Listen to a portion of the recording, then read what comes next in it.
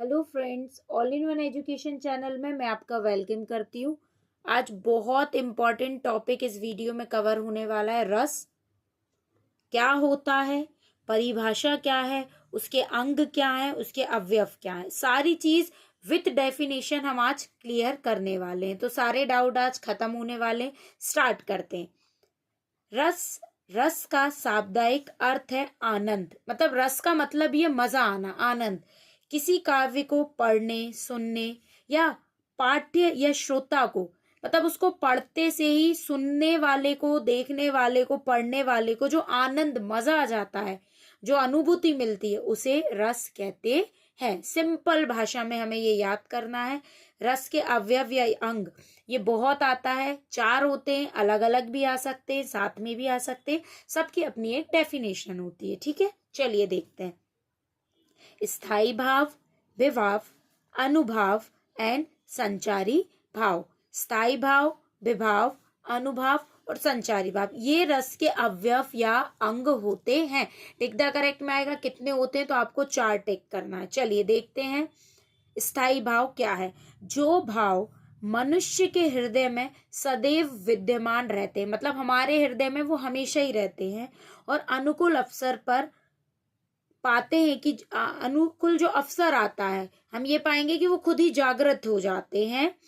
आते ही अनुकूल अवसर आते ही जागृत हो जाते हैं, उन्हें स्थायी भाव कहते हैं। चलिए, रस और उसके स्थायी भाव अगर हम देखें, ये रहे रस, उसका स्थायी भाव। ये स्थायी भाव होते हैं, इसको आप अंग या अवयव ना समझे।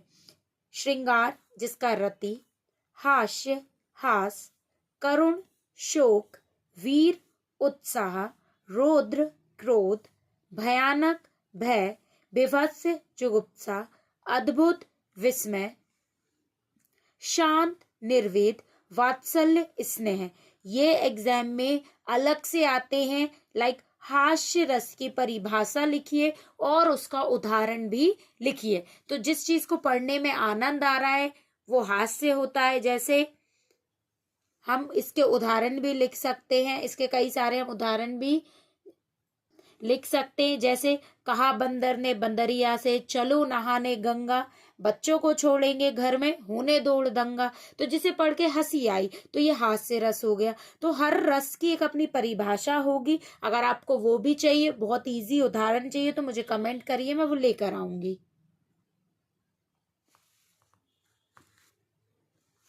चलिए, अब हम देखेंगे विभास क्या है। जिन कारणों से मन के स्थायी भाव जागृत होते हैं, अब वो तो हमारे मन में है ही, पर वो जैसे ही जागृत हो रहा है, बाहर आ रहे हैं, उसे विभाव कहते हैं। अब विभाव भी 2 प्रकार के होते हैं। अलग से अगर परिभाषा आएगी तो आप बिल्कुल लिखिए। सबसे पहले होता है हमारा, चलिए, आलम्बन एंड उद्दीपन। आलम्बन और उद्दीपन देखते हैं।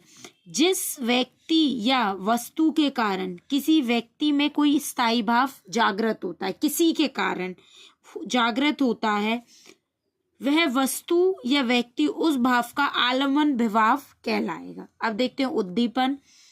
जो कारण स्थायी भावों को उत्तेजित करते हैं, उन्हें लाते हैं, वो उद्दीपन भाव कहलाते हैं। ये सारी चीजें बेटा, एक चीज याद रखना, एक दूसरे से कनेक्ट है।